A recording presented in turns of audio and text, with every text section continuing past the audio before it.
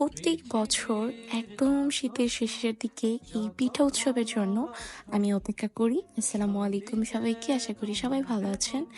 আমরা এই শীতের শেষের দিকে চলে গিয়েছিলাম পিঠা উৎসবে। আর এই উৎসবটা হচ্ছে আমাদের বাংলাদেশ শিল্পকলা একাডেমি ঢাকা সেগুনবাগিচায়। ফেব্রুয়ারির একদম শুরুর দিকে হচ্ছে উৎসবটা শুরু হয়ে গিয়েছে। আর ফেব্রুয়ারির ৮ তারিখে এই পিঠা উৎসবটা শেষও হয়ে যাবে।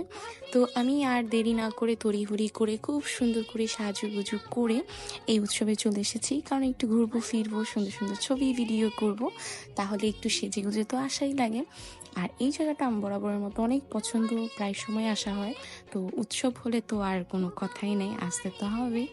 আর অনেক বড় একটা এরিয়া, যেহেতু এখানে পিঠা উৎসবটা অনেক বড় করে হয়।